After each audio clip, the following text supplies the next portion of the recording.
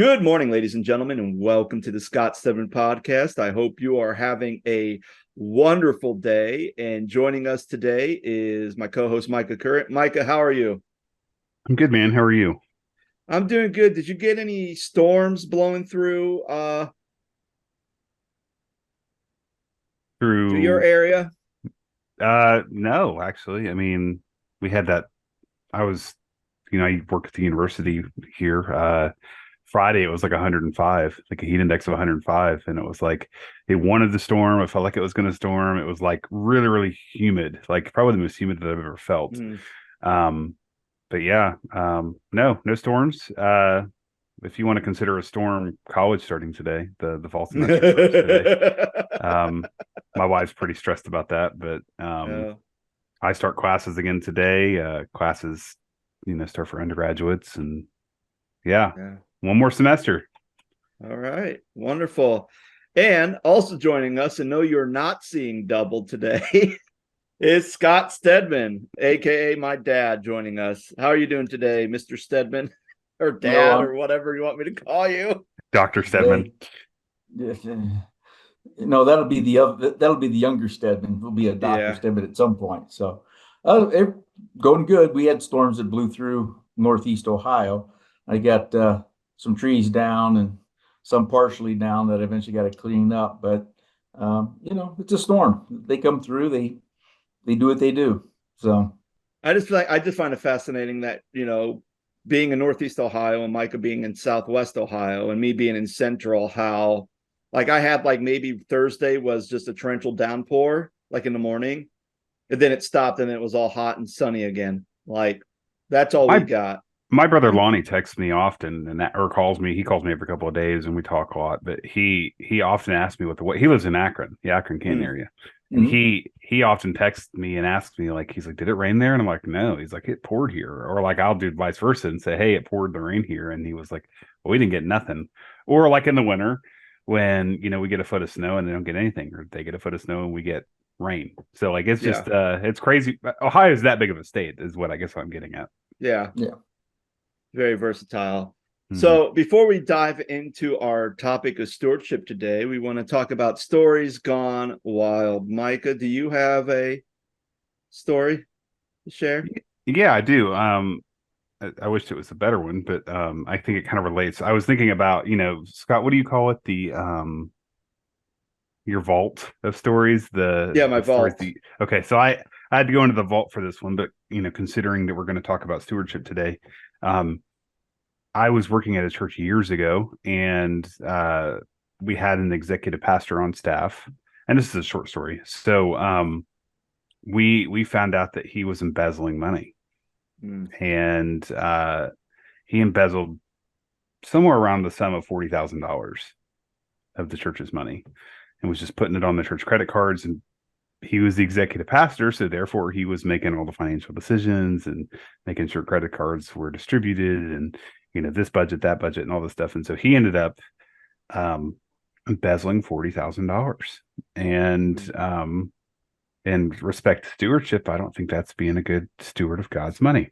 So he ended up resigning, and what made it worse was he was the lead pastor's like best friend. Like they had been like lifelong best friends. Mm. And he resigned from the church and walked away, and it was not a pretty picture, Yeah. as you can imagine. Embezzling 40 grand. So, Yeah.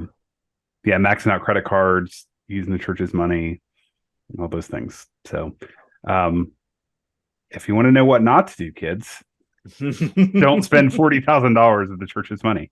So, Scott, what Yeah. do you got this week? So occasionally, like I'll browse through stories, and this isn't a story that's like my personal one, which thank goodness, because I feel like Micah, I probably shared some videos with you from like the youth group Chronicle where they tell all these crazy youth stories. Yes. Oh And, my gosh, I think I sent you some too. They're yeah, just we sent. are they There's the guys that one. like are they on TikTok where they get the stories and then they Yeah, they read them get on the the air? stories from Okay. other people and they just kind of share them and talk. But there was this one story, and it was one I saw yesterday, and I'm just like shocked. Like this was even a thing, but I guess it was like people were at a camp and there was like a tire swing or something that went into the creek. So, a couple guys are swinging, jumping in. I'm like, okay, I'm thinking, oh, the branch is going to break or something crazy is going to happen. Well, I guess a girl goes in, jumps in the water, screams, and runs out. And runs to the girls' dormitory or whatever. And they're like, okay, so, he and the youth pastor's a male. So he's like, okay, what's going on? Well, all of a sudden, like some girls are noticing that she has like a incision, like right above her belly button. And they're like, okay, let's go to the nurse because that's kind of a deep wound. Like, okay, did she land on something in the thing? They go, then a nurse is talking to him and goes, hey, do you know anything about this? They go, no. It's like, well, not only does she have a incision above her belly button, but she also has 2 incisions in her back. So she has 3 puncture wounds around her waist. Come to find out, when she was finally able to I don't know if she was unconscious or what happened, or I guess she got bit by an alligator jumping into the creek. And I'm like, wait, what? An How alligator? did she get bit by a crocodile or an alligator and then like scream, get up and run out of the way with no one else noticing that there was something in the water? Like, that's insane. But I just thought that was crazy. Like, that's probably the craziest thing I heard all week.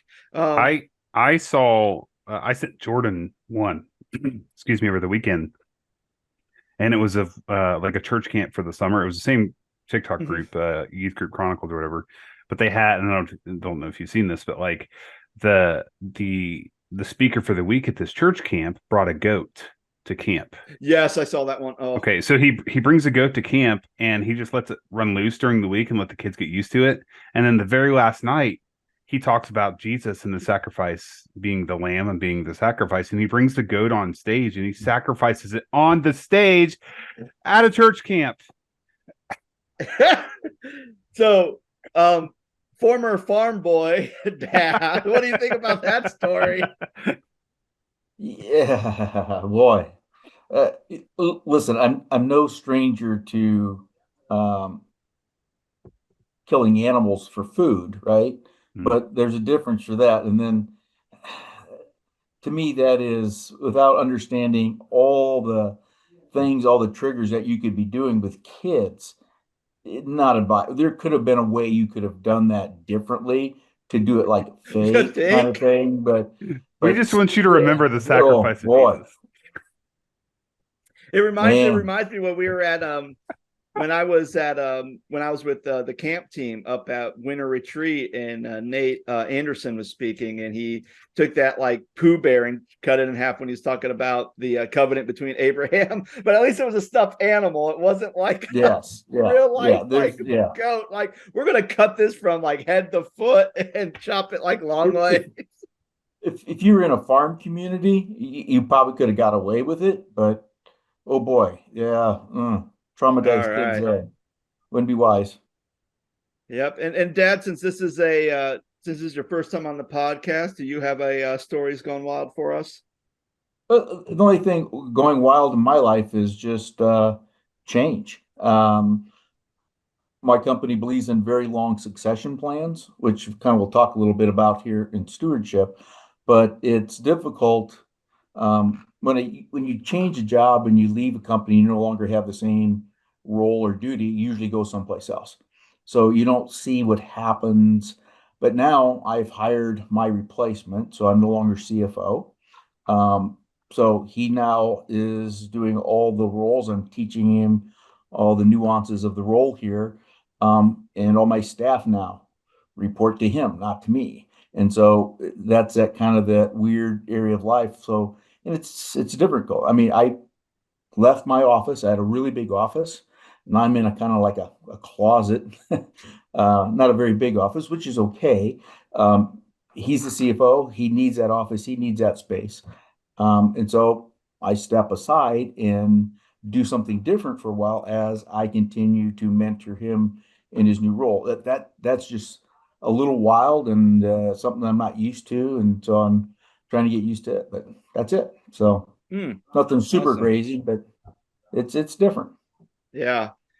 Yeah, and I think that's as we start kind of moving towards a discussion on stewardship, I think that's something that probably needs to kind of be defined in some ways. Because like, Mike is talking about stewardship and his thing and kind of talking about money. You're talking about more about mentoring and succession and kind of training. And in some ways, both of that's kind of stewardship in its own way. So how would you define stewardship?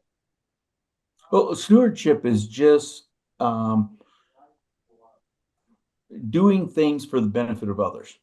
Really, I mean, that's what when you're saying you're creating a steward. What a steward used to do back in days with the king would have a steward.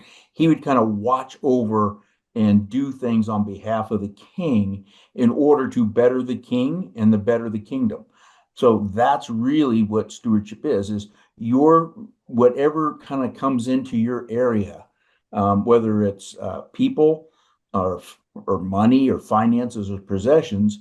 You always look to the greater good of who you represent, and that's what you do. So in my role as in a company, okay, we have a term also called fiduciary, right? You do a fiduciary duty, which is the same thing as stewardship. It's just a Mm-hmm. different word.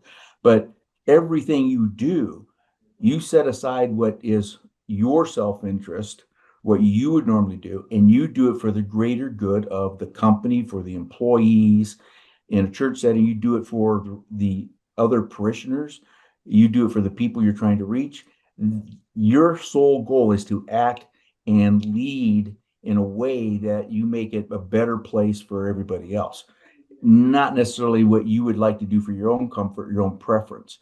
So, in the analogy, what Micah was saying about a pastor stealing money. Well, he was doing it for himself. That's selfish. That's not stewardship. Mm-hmm. Stewardship is I do this to benefit others, and he was just benefiting himself. Yeah, So, it kind of reminds me of the story of Joseph, where he was kind of mhm. over Potiphar's household, and then Yeah, once Potiphar's wife started getting a little shady, started being suspicious, like and ran out of Sketchy. there. He ran out of there. Then it's like, okay, now he's kind of the steward over Pharaoh, and kind of yeah. he's not Pharaoh, he's not making the main decision for the kingdom, but he's was able to interpret Pharaoh's dream and be able to have a plan for succession for not only the Egyptians, but everybody who was living around Egypt at that time. Even the Israelites were able to have enough food to try to feed people, so no one starved or died during the famine years. Mhm. Well, So when and we talk about the I concept of stewardship within like a church, or like you're talking about stewardship within Mhm. your own business that you're a part of, like what are some you mentioned that it's about the good of everybody. However, I'm also know being in churches that sometimes you could have a pastor who could be great, who could retire or move on and try to set up a plan or set up something or kind of set the ball in motion for the church to kind of move it along to hand it off to the next person who's going to take it over. And sometimes it seems like that ends up failing in some ways in some churches, where even as the pastor kind of Mhm. leaves, sometimes the ball gets dropped somewhere. So what are some things that you've kind of maybe noticed or seen within your own professional world or even within your church where, what are some things that goes when the ball drops, or why does that happen? The ball usually drops because it hasn't been a priority, right? So when I look at our company, right, and we went through a whole culture change. I like to say our company is a company that makes equipment for the steel industry, but we're a virtues company. We're a virtues company, and that's our product. That's our end result. So our key virtues are, some of the classic ones, and they don't have really Christian names, but you could definitely look at compassion, which would be love, right? Love's a virtue. There's courage, okay, and then we talk about justice, okay. Wisdom is a virtue. So all these virtues have to be taught because they're not something that people normally get, or in our recent world, it's not taught very often. So it takes a while to find the right people and then do that. And then it starts at the top, right? All these things I've lived the whole experience through corporate life where they'd have their mottos and their mission statements. But if the top people don't embrace the mission statement or their cultures or their virtues, and I like to say your culture, your virtues, if they don't adopt it and live it and demonstrate it, and so it becomes organic and it becomes resident with the majority of the people, then you have no way of that continuing on, right? It says, where there is no vision, the people perish, right? To me, that's stewardship of a community. So our goal is to make sure that 90% of the people in our company, because you'll never get 100 people, 100% people on board, but 80 to 90% of the people who understand the culture, believe in the culture, and want to perpetuate the culture. If a pastor does that and then his time to leave goes, then he's still got a core people that'll do it. Usually what they do is they kind of train them up in 2 to 3 years and then they leave. Well, and when you leave, you haven't really done all the culture work. You haven't really done the stewardship of for that church, whatever that looks like. Now, our local church, a big thing for us is community. So we look at everything that we kind of do. How do we reach the community? How can we engage the community? Now, we don't do it perfect, but we've have a long history of doing things with a food pantry. We invite people. Well, maybe we used to have a country club mentality. Okay, I used to call it the Christian Country Club, CCC, Christian Country Club. We let people. Oh, I'm a member, so I get special rates. We don't let people. I pay my tithe. Okay. Oh, that's my dues. I pay my dues. So therefore, I should get preferential treatment. I shouldn't have to put a deposit when I need to rent something. Rent out the facility for my own personal use. We can't let other people come in. Okay. This is ours, and we're worried about how it's going to get trashed or this or that. No, we're not a country club. We're not a Christian country club. We're supposed to be allowing people provide a service. That doesn't mean you can't charge reasonable fees to help underwrite costs, and you have to understand that when you start to do these things, you build that culture. Is sometimes things aren't going to work just right. Some people might be smoking outside the door. Oops. So what? So here's an idea. Put an ashtray out there so they don't throw them on the ground, and then you can just move the ashtray. But people were, well, oh my gosh, you can't have an ashtray outside the church door. Well, you don't do it there on Sunday morning, but when you have these events, be cognizant of that. What you're trying to do is build community. You want the community to feel comfortable coming into your building, and when they get comfortable coming in your building, it won't be so foreign if they have a need and they come back when crisis hits, right? So it's part of that culture. That's one of the things that we've really strived to do. And with that, then you also have to think about, okay, how do we set up our bylaws? How do we create that culture for the next pastor to come in? Hey, maybe we need to reorganize because this guy's strength isn't here. And so what strength do you need to be? For my role, I said as the treasurer of my church, I'm already training somebody to replace me as treasurer. Why? Because you want good continuity. You have good things that you want to teach, good practices that you want to instill on them. So you have to have that transition. And a lot of times people say, I'm done. Here's the checkbook, start over. And they have no idea what they're picking up, no idea what to do. So that's what it is. And in our company, it's the same thing. There's the guy that I hired was a CFO for another company and is in kind of related industry, but he doesn't understand our culture. He doesn't know what drives our company. What are the things to navigate when you're working with a bunch of engineers and so on. So he needs somebody to walk down that path till he gets comfortable with the path, knows, oh, here's that pothole. Oh, here's that thing. Don't stumble over this, right? If you don't have somebody leading, and that's part of being a good steward, right? You take the time to help this guy move through, to make it easier, to help him assimilate, to help him thrive in his role. And you know what? And he may have some good ideas, but I'm not going to require him to keep doing the things what worked for me worked for me. I'm not going to require that to do that. As long as he has the culture and our virtues in mind, anything else he does doesn't matter, right? Because as long as he's in within the boundaries of our culture, then all the things that he does, new things he might implement, ways he might change to do something. Oh my gosh, you want to do something different? Let's talk about church. Oh, you want to reorder how we do worship? Oh no, well, no. We always have 3 songs, and then we do a prayer, and then we take offering, and then you want to start off with a sermon and then have songs later. You see, you have to open it up to allow people to be able to change, but you just got to keep the primary thing. What is your culture? What are you doing? That's the key. Do that first, and everything else kind of falls into place. Does that make sense?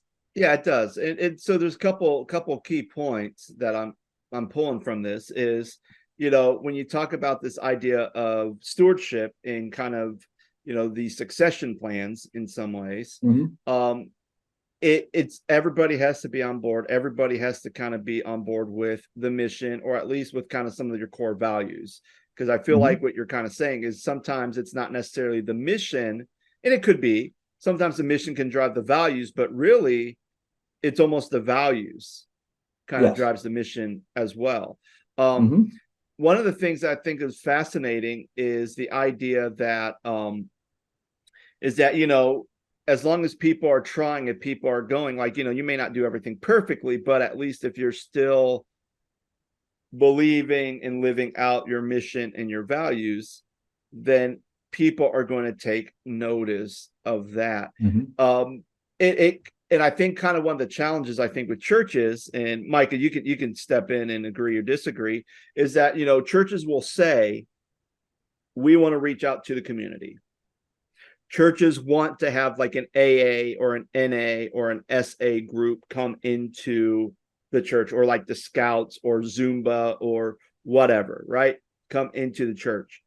And then you get those opportunities where people are coming into the church, and it's almost like once that happens, it's like, oh, but they didn't put their chairs back after meeting.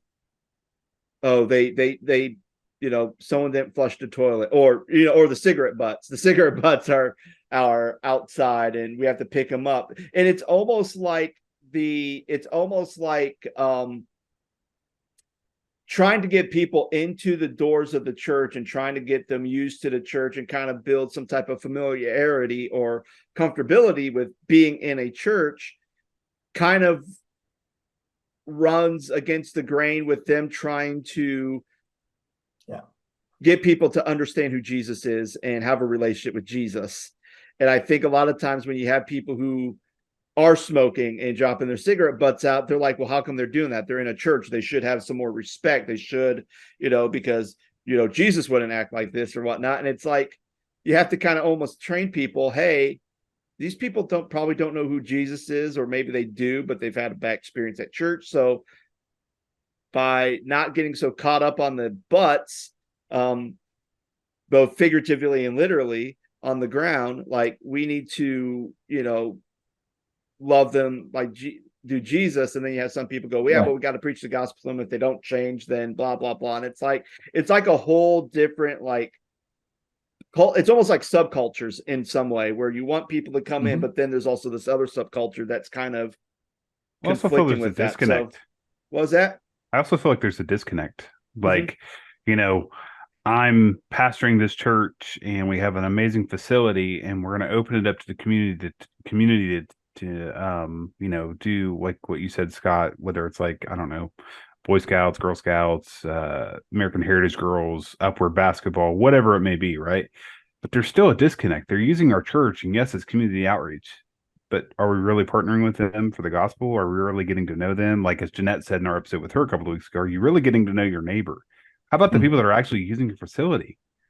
Mhm. maybe they're smoking cigarettes. Maybe they're, not doing the greatest, using the greatest language. Maybe they're uh, different than us. Maybe they don't dress the way we do. Maybe they don't look the way we do. However, Mhm. that's not, what we're called to do. We're called to love them. And I think Yeah. there's this huge disconnect, and we do a huge disservice to the church, you know, use the illustration, like what if you're walking into your church and these people are just standing outside this building, like you guys were both saying, we don't even acknowledge them. We just go into the church, right?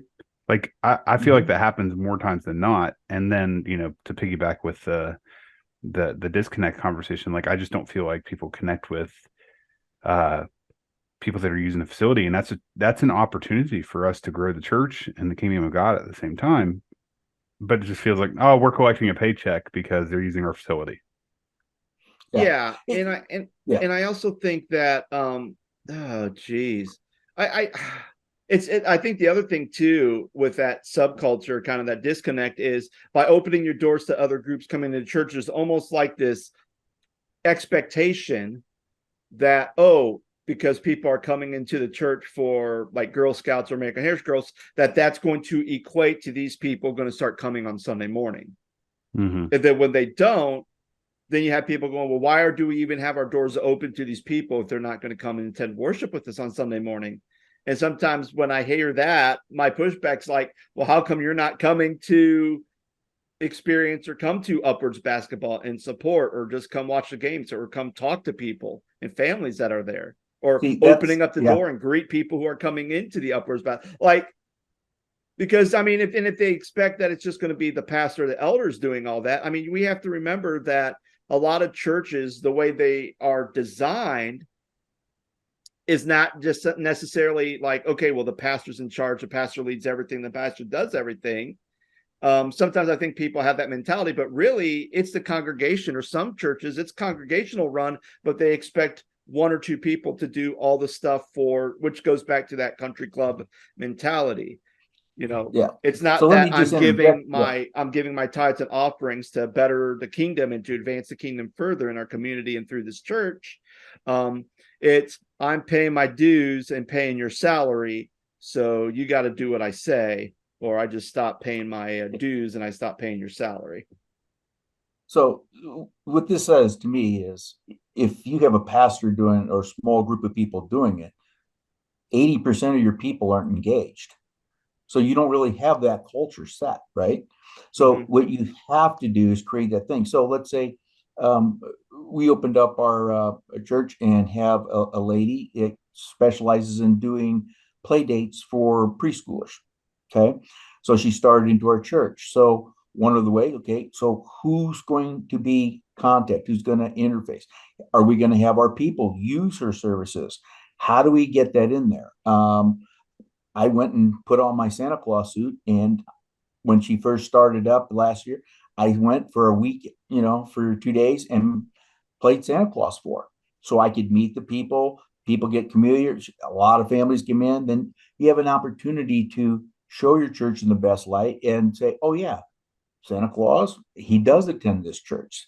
They're involved, right? So when people feel that, okay, whether it's Girl Scouts or something like that, somebody there, open the door for them, greet them, say, yes, I'm here. Hey, do you need anything while you're here? Right? You don't have to necessarily participate in the Girl Scout meeting, but you're there and you shut the door for them. You just be a good host, right? That's all part of culture. In our company, if 80% of the people don't feel like they're valued and considered, from the executives all the way to the shop floor, to the secretaries, to the clerical people. Listen, if they aren't feeling that they're part of the company and are valued, and that what they're doing is valued, why would they stay? I mean, that's what people hope to have. And the same thing, you have to let people in. And here's the other thing most churches don't grow is, you want to grow, you want to reach the community. When these people start coming in the community, they want to serve, right? If we're doing our job right for discipling them, oh, it's about service. Okay, you serve other people. That's at the heart of Christianity. Oh, but you haven't been here long enough to serve, or you don't have somebody or hey, they want to do something a little bit different. Oh no, we don't do it that way here. If people don't feel like they are invested in what they're doing and don't feel like they're a part of something and valued, why would they stay around? Would you stay around? No. And it's not the pastor's responsibility, it's the parishioners. And a lot of times we talk about stewardship, and we have a stewardship sermon, okay? Talks about you should give tithe, right? No, it's 100%. Christ just didn't worry about giving money. He gave his whole life, right? So that's the thing we do. So part of that stewardship is creating that culture. The other thing I would say about creating culture is we got to stay out of our own way, right? It's the Holy Spirit that touches people's hearts. It's not Scott, whatever, it's not me using logic or skill or talking to them up. No, but the problem I think that we have, and one of the major things we do in stewardship, is we don't know how to get out of the way and let God do what he does, okay, and do what we do, right? We're supposed to love people. And when we do that and we reflect God, then you open up the door for the Holy Spirit. Too many times we shut that down, right? So also being a good steward is knowing what you're good at and knowing what you're not good at or what you're not supposed to be doing. So sometimes we just need to just shut up, love on people, and not criticize, not condemn, accept them to where they are and let God do the work instead of us trying to legislate how it should be done. And that's a thing I've been learning over the last 5 years. When to shut up and allow God to move, and me not to necessarily have to try to make that move for God. So yeah, and I think it just kind of that idea of just taking a step back or just shutting up and allowing God to lead. I feel like that's kind of a very tricky part with, especially when we get to either pastors in ministry. And I think, Micah, you and I had this conversation. I don't know if we had it like live on the podcast or if it was just in before an episode, but and Dad, you may even recognize this, but how long have you been a CFO? Not there at the company you're at now, but just years. Yeah. So when you finally retire, in all your identity, or at least your working identity, has been in being a financial advisor, CFO, etc. Yeah. Like, what do you do?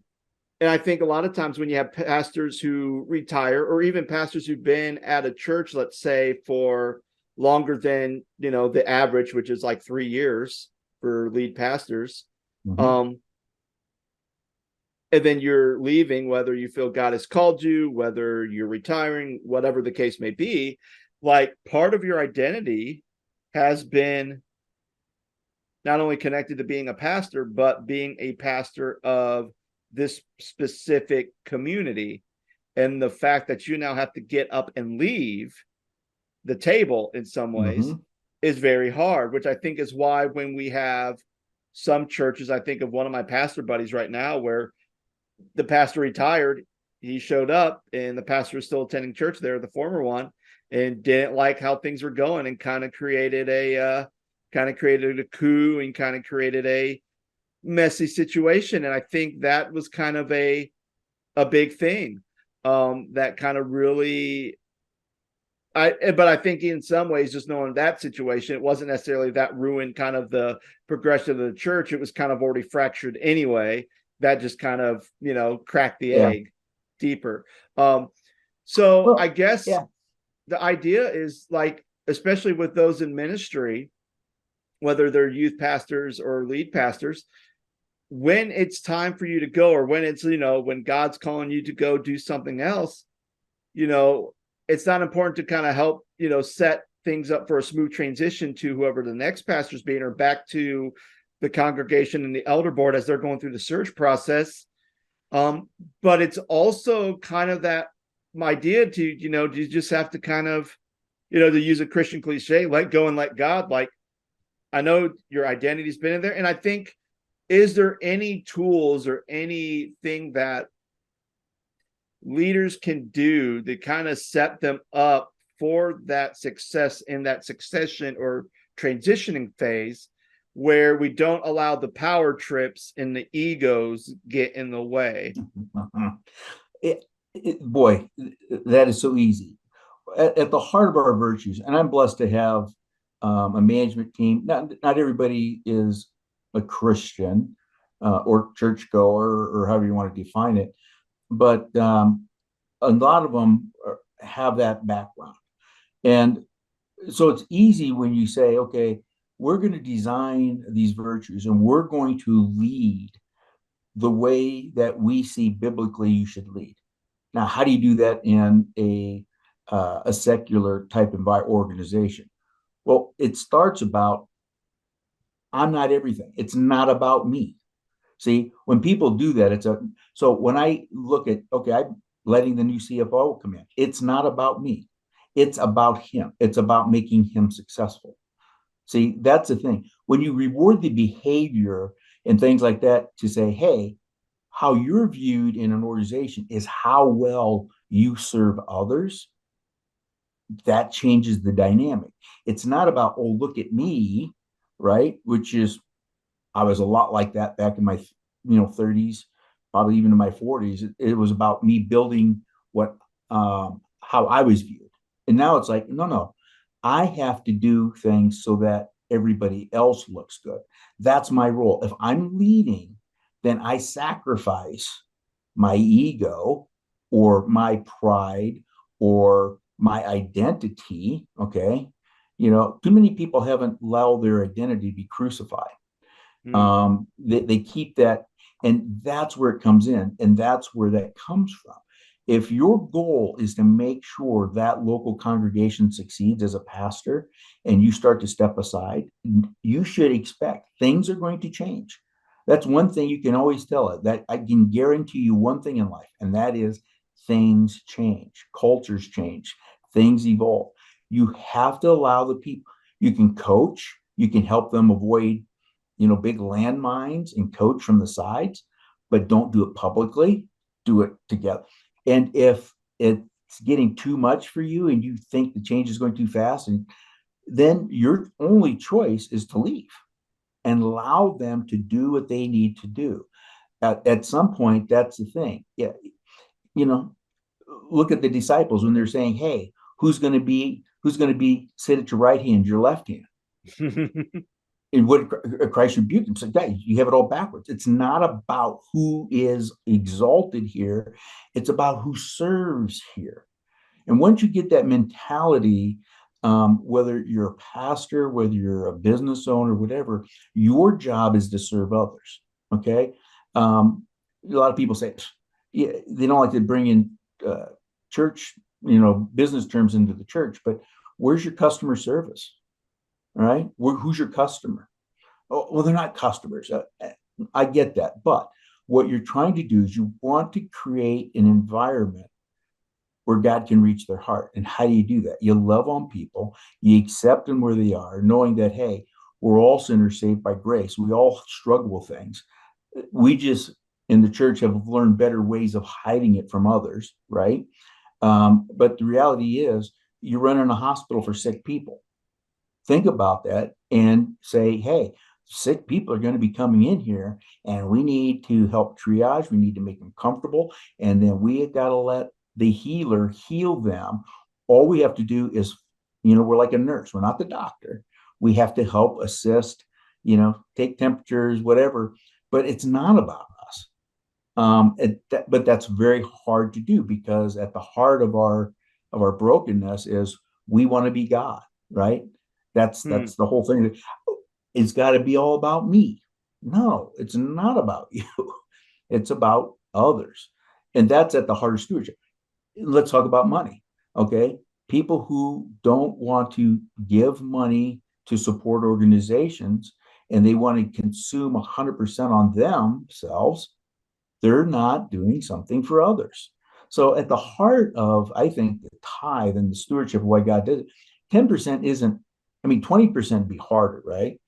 But 10%, it's doable, but it still is a sacrifice because I'm not spending things for myself.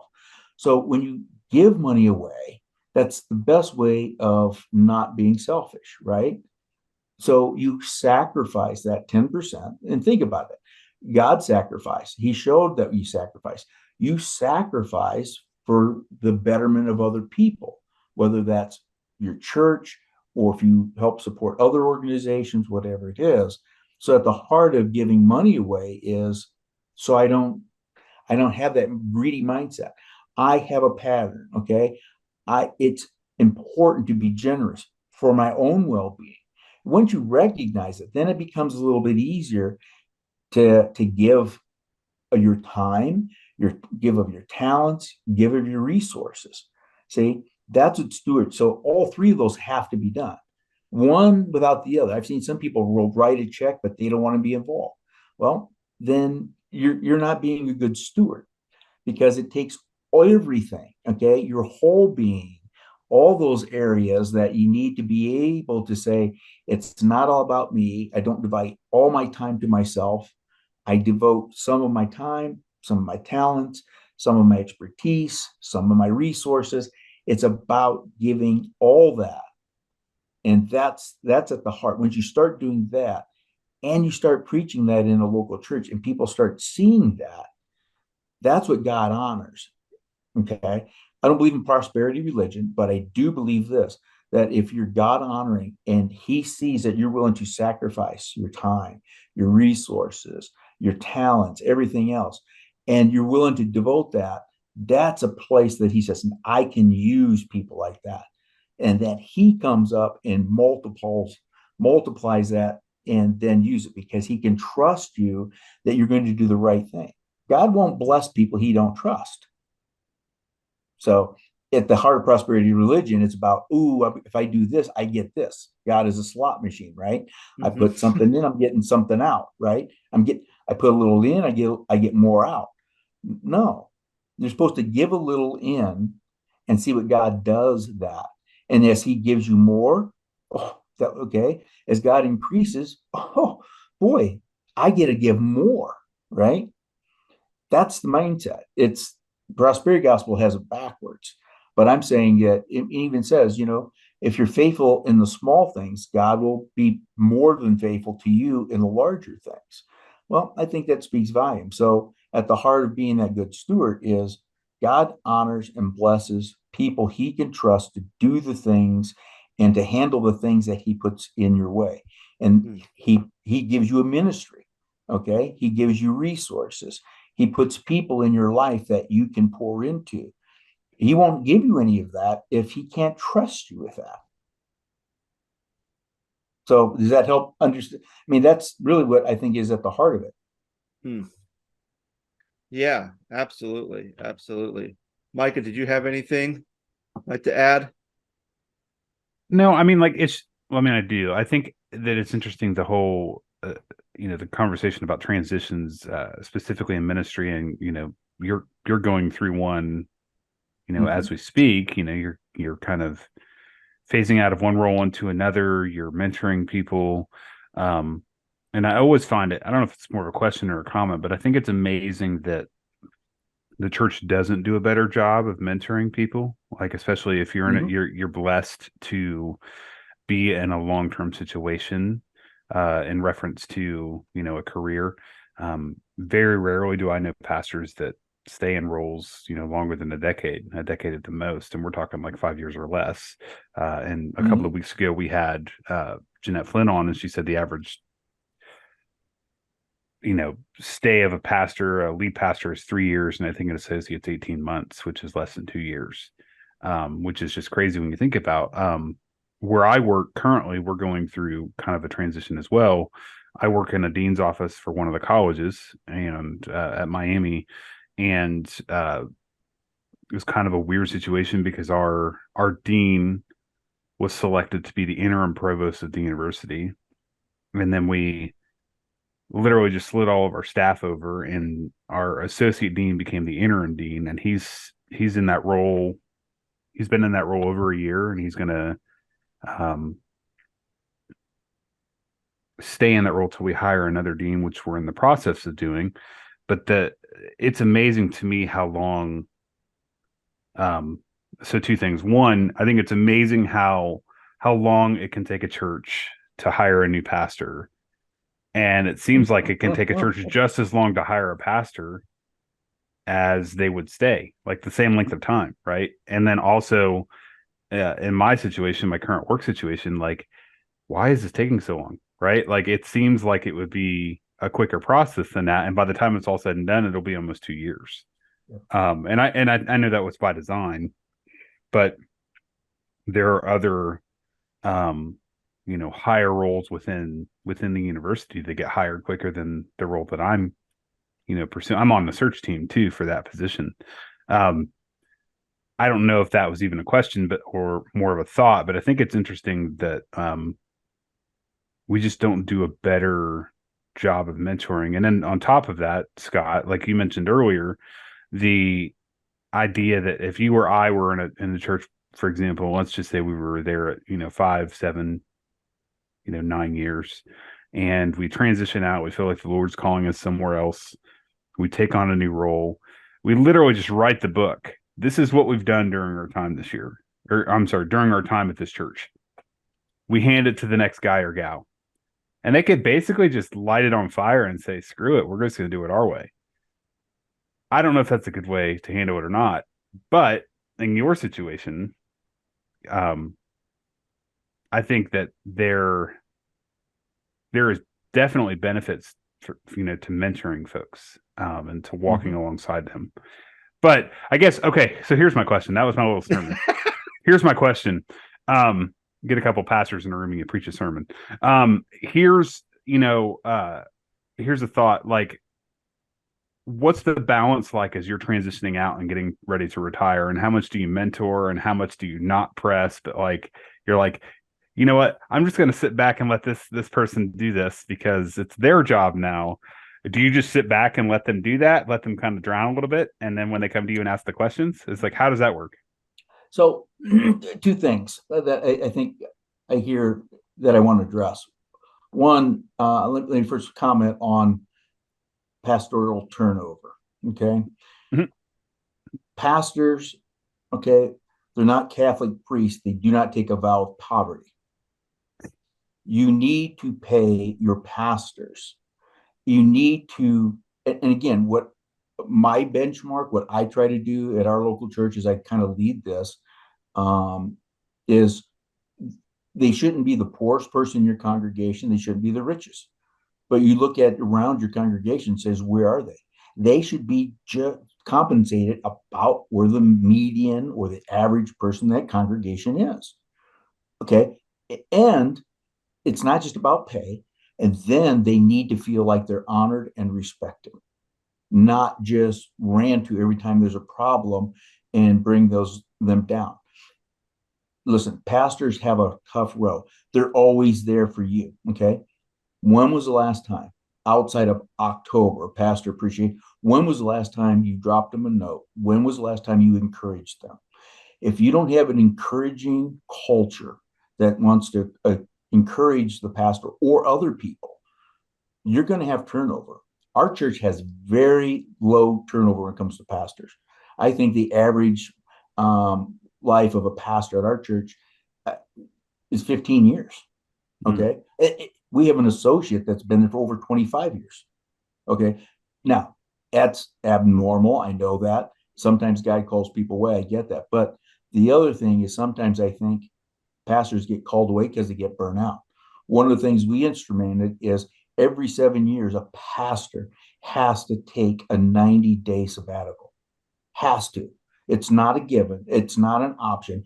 If you're going to be our pastor long-term, every 7 years, you will take a 90-day sabbatical.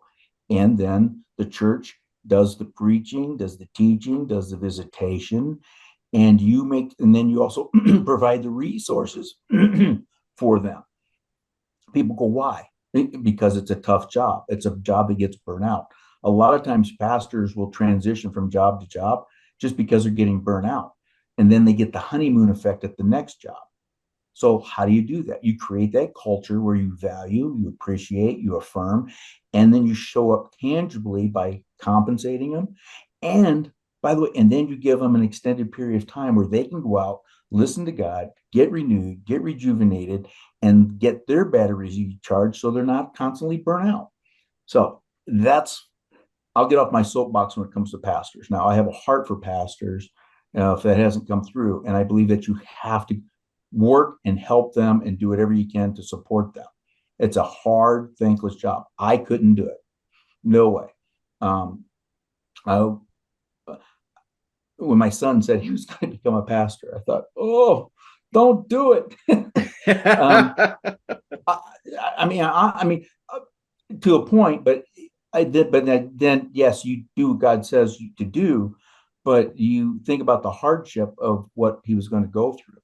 So that's hard. So now let's answer the other thing. How much? Well, it's as much as he wants or doesn't want, right? It's not about what I want to do. I don't throw him in and say sink or swim. I'm here, I coach, I show him how we do things. But once I go through this, I've already said it, okay, it's only been 2 weeks. I must have said it at least a dozen times. This is the way we do it. This is how it works. If you have a better idea, if you think there's a different way, that if there's some things you need to change, if you have a better idea or to make it easier for you, change it. Okay. All I ask is that you kind of communicate to me so when things do change, and if something you do change unforeseen, because there's always unintended consequences, something might blow up, just keep me in the loop so I know what's going on. It's not about, you have to get my permission. It's not about permission. It's just, we need to communicate. We have a very open communication style. We don't like to have a whole lot of barriers from people coming in, kind of help leave a flat organization. But the thing of it is he's able to change everything. Now, it's not wise to go and change everything. We have key vendors that we don't like. You just don't want to change your bank overnight. That's a big deal in the accounting world, or change who you have healthcare with or benefits, because, okay, why? Well, that affects all our people, right? And we want to make sure that, we have temperance. That's another thing, all right? Be modest in what you do. You have temperance, okay? And you want justice. You want things. You want trust, right? So if you come in and start changing things too fast, people get nervous because people don't like change. So you have to kind of earn the trust before, nobody's going to lead somebody they don't have any confidence in, right? So my goal is to help him come in, build his confidence, and help him to build confidence with others in him, so that eventually when I leave here, I won't even be missed. That's the goal. Now, people like to think, well, when I walk out the door, the place is going to fall apart. And that's your ego. That is not stewardship. That is not doing. Listen, how is that serving the 180 families that we employ? If I walk out and the whole place falls down, what have I done? I've just put 180 families at risk. Yeah. Is that Christ-like? No. Christ-like is I leave, and I leave it so well that I'm not even missed, and the next guy thrives and increases and does a better job than what I had inherited. That's what you should look back on and to be prideful of. Is, wow, I finished well in that position. Look how well that company that I love, I've worked hard of, it's thriving after I leave. Wow, isn't that a testament that it works without you being there? Yeah, absolutely. And, I think those is a lot of great stuff to process. And so, again, thank you for being on the show. Thank you guys for having me. If you ever need me to go on and on, I can do a meditation, right, Scott? Yeah, no, we don't need to do that. I've already been through one of your meditations. But anyway, friends, thank you so much for listening to the Scott Stedman podcast. I hope you all have a wonderful weekend, and we'll be back on next week with a new episode. Take care. All right. Thank you. Bye.